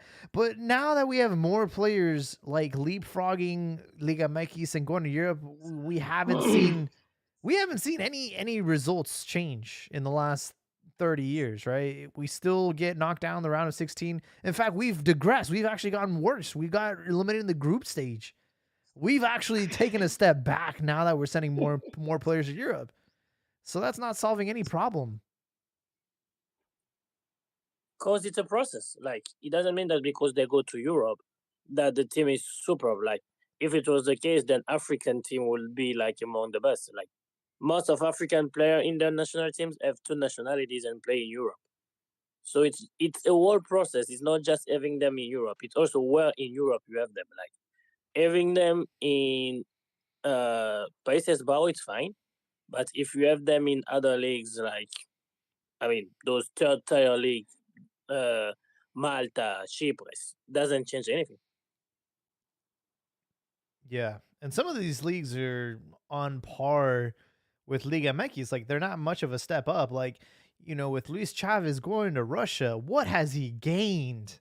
He hasn't gained anything. He's still the same player.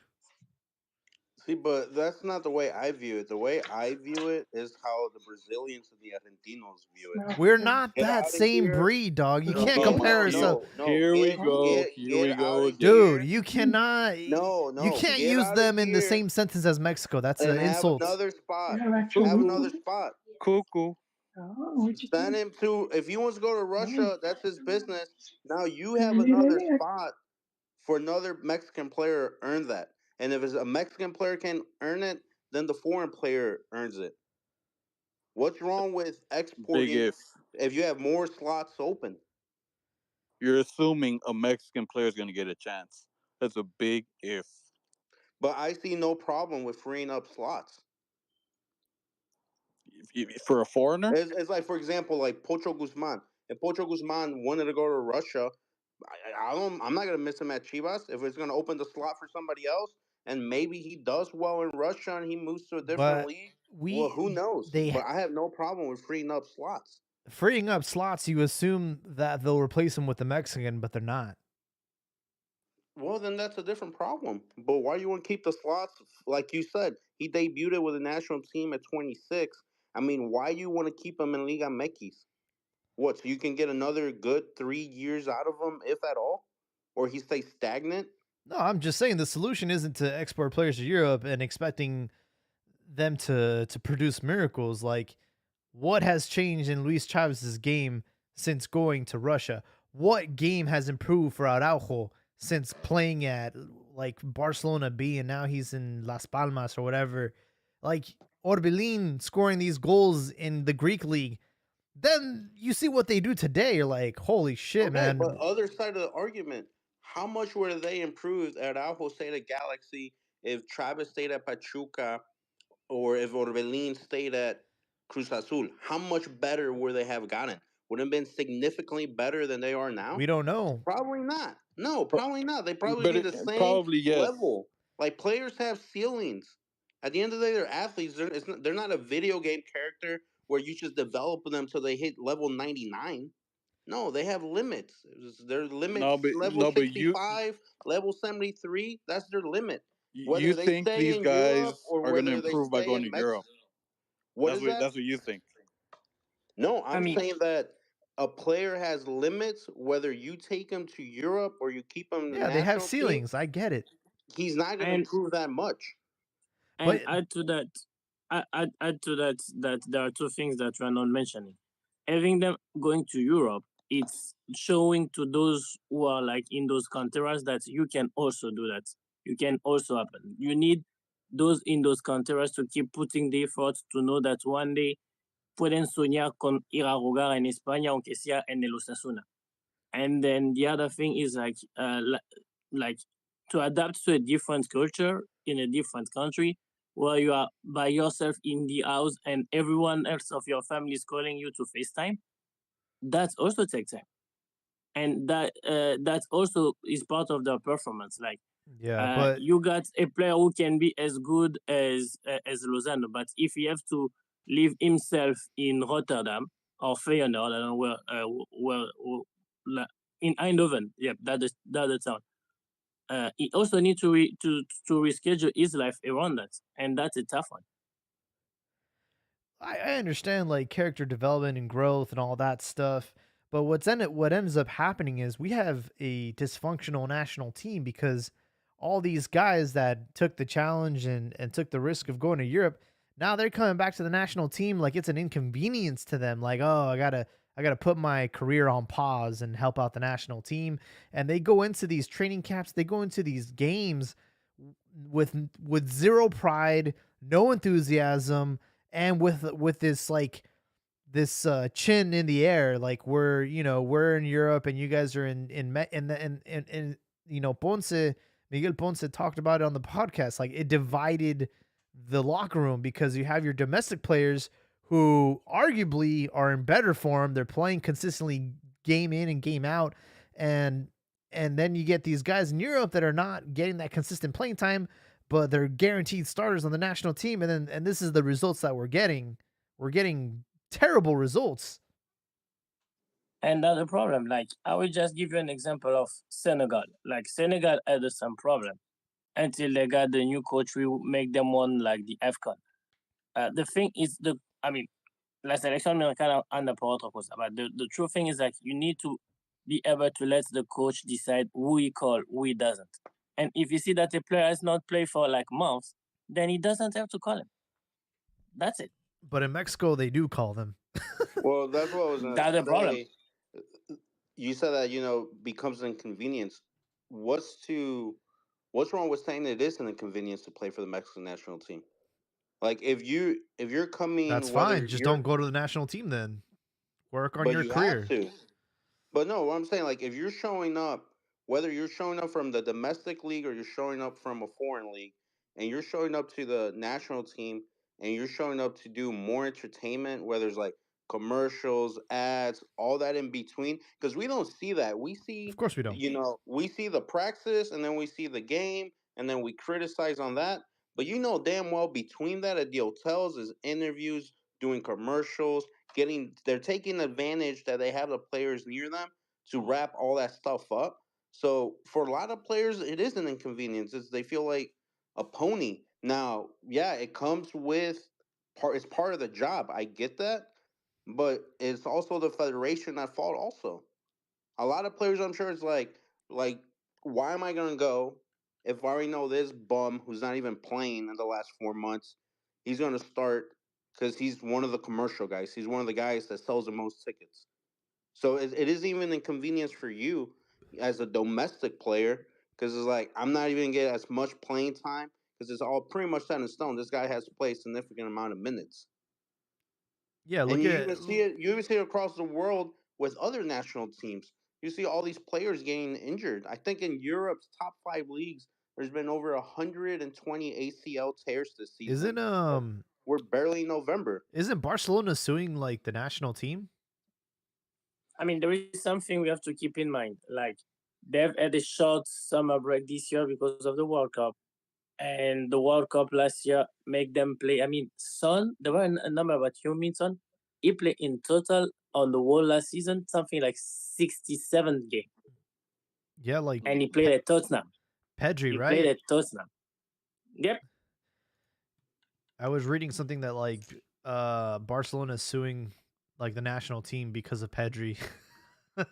Nah, Barcelona just broke. They're looking for any reason to get some money. Isn't that FIFA crazy already though? covered them. I think FIFA gives them like maybe up to $1 million a day that he's out, depending on the player and their contract. So I mean, like FIFA has them covered in that sense. At the end of the day, it's everybody's fault. It's the clubs, it's the national teams. That's what I'm saying. It's not just an inconvenience to play for the Mexican team. I'm not saying it's an inconvenience to represent your country.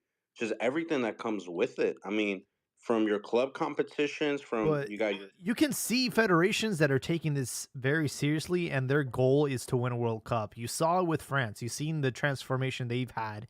You look at England, right? They're going in the right direction. There are federations that have like decided, like countries that have decided as a whole, our mission, our project is to win a World Cup, and we're gonna do everything in our power and align everyone together to get to that goal.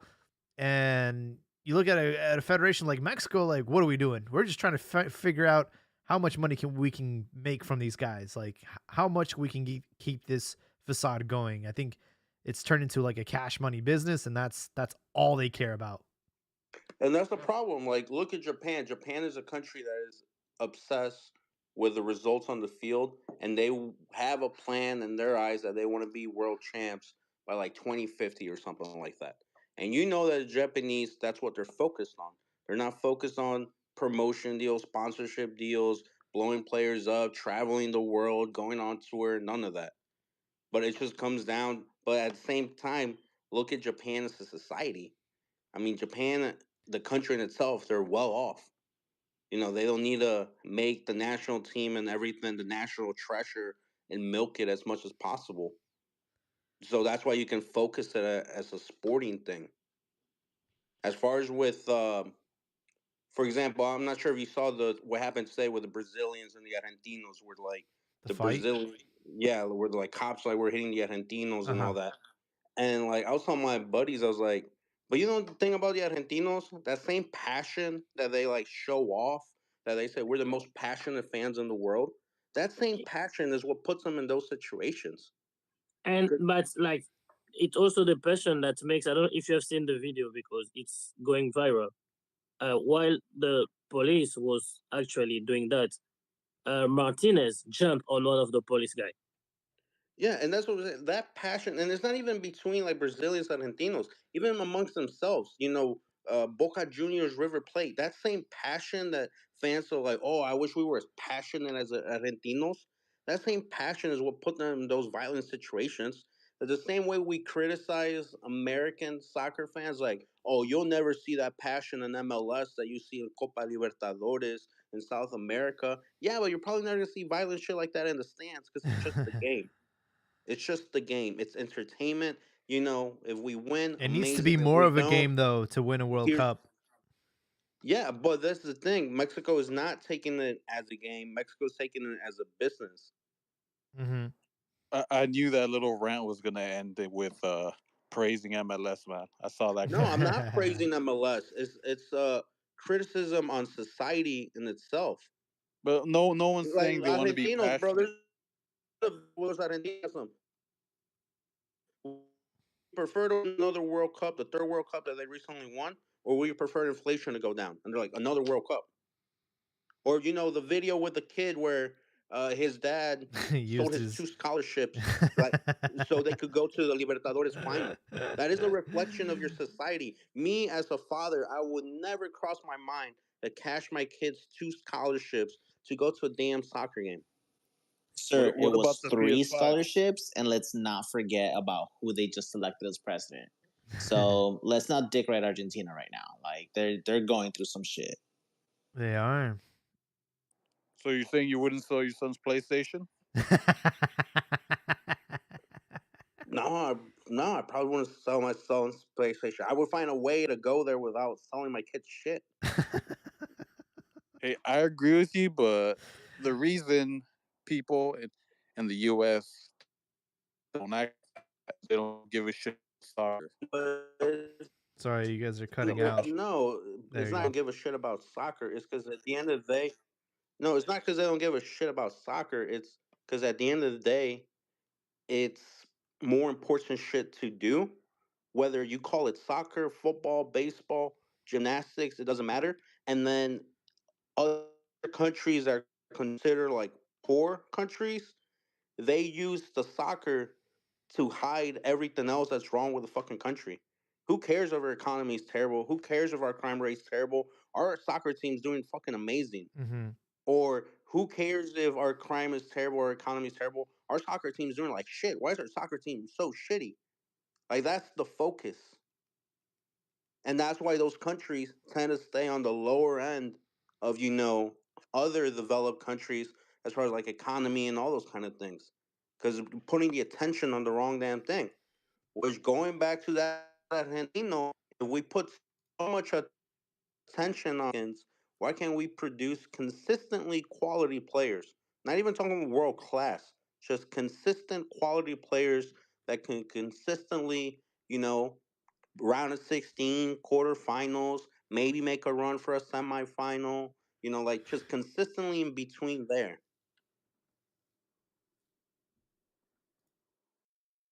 We're getting into a bigger issue here, but we are coming up on 2 hours, guys. I'm pretty much tapped out. I'll let you guys have your closing thoughts before we wrap up episode 410. As a reminder, we got some Liga MX action on Thanksgiving, so we'll be back to our normal scheduled podcast next week. But love your guys' energy tonight. It was a long one, a lot of roller coaster emotions in today's game. I did post the official from Nations League Twitter. So we will be facing Panama in the semifinals on March 21st in Arlington, Texas. And same for United States. They'll be playing against Jamaica. Same day. It's a doubleheader. Los españoles de un lado, los ingleses del otro. Yes. All right, guys. Who wants to go first with the closing thoughts? I'll go first. You know what? I told you guys last week this was gonna happen. We were gonna come back. All you gotta do is believe, right? But in your little weak ass hearts, you don't have it in you to grind out a game, go full overtime, go into shootouts, and actually do it. And that's why I'm a Cruz Azul fan. No soy puto como ustedes. Que ustedes sufrir. That's why they're sitting at home on their ass. Pues no hay pedo, güey, pero por lo menos I wasn't hitting the panic button acá que se está cayendo el cielo como tú. Well, Espérate, when did I say? espérate. When did I? When did I Todavía no termino. press the Espérate, güey, panic cállate button? el pincho hocico. When did I say that? Todavía me la When did I pelas, say te la that? comes y te sobra. Oh, now you're just spreading fake news as a typical paint sniffing chemo. When did I say that? I was criticizing you're the guy you like to jerk off on a casual basis on this podcast. I never said Mexico's gonna lose. If you find a clip where I say that, I'll PayPal you $200. Oh, that's what I thought. Calladito chemo. Shh. You sit at home and wait for daddy to win the number 18, okay? Síganle, caballeros, porque no tengo respuestas a alguien que habla con sí mismo. Oh, Well, man. here goes mine. La casa está salvada y que empieza la fiesta. Jaja, huevo.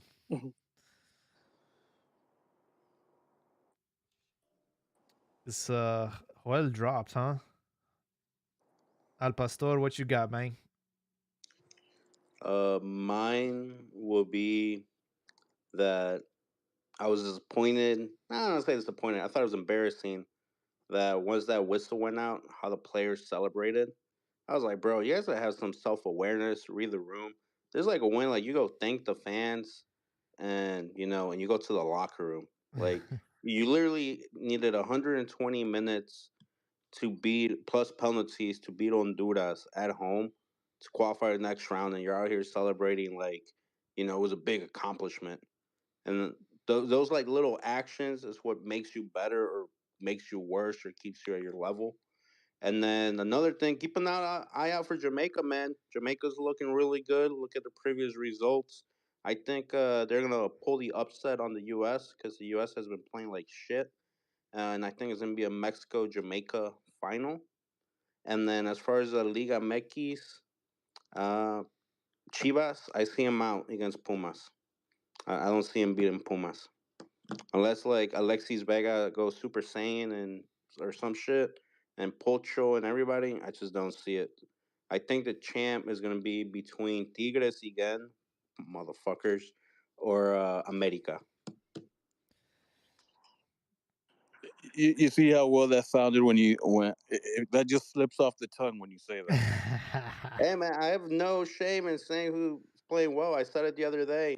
At this rate, America wins. Jimmy Lozano gets booted, and they made Jardine Gardner the coach of Mexico. No, he's got business with America and Jaime. I wanted to mention. I mean, I don't know if you guys brought it up, but did you guys see that guy with the pink hair? What was his name? Araujo. Yep. He played today, right? I mean, Yep.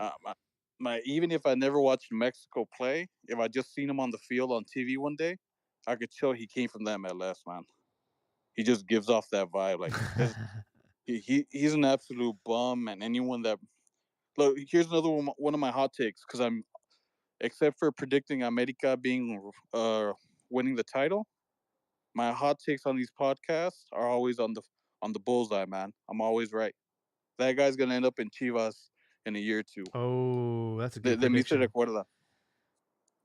You can say the same argument about Jorge Sanchez, not Chivas, but back in Liga MX, and Serginho Dest.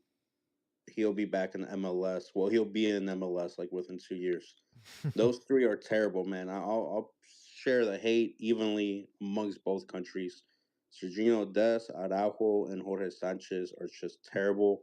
They should start like a group chat amongst themselves and like cheer each other up. Some bullshit because they're literally the same thing.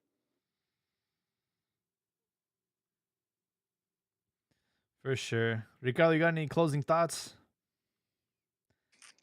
America saves the day as usual, and everyone can just sit back and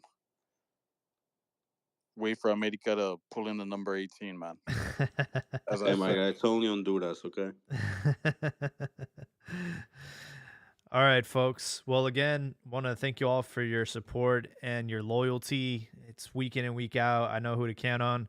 Also, a special shout out for Danny. He's always on the pod, but he never speaks up. So, but we see you, bro. We see you. Very loyal. Same with Disco Fever. Yeah. Over there on YouTube. We see you, bro. Bill Whiteman said, "What's up, guys? What's up to you?" Look, it's a special week. We got Thanksgiving here in the States. So if you guys are traveling, seeing family, be safe, have fun. And we will be watching those play-in matches on Thursday. But of course, like always, we will catch you all in the next one. Have a great night.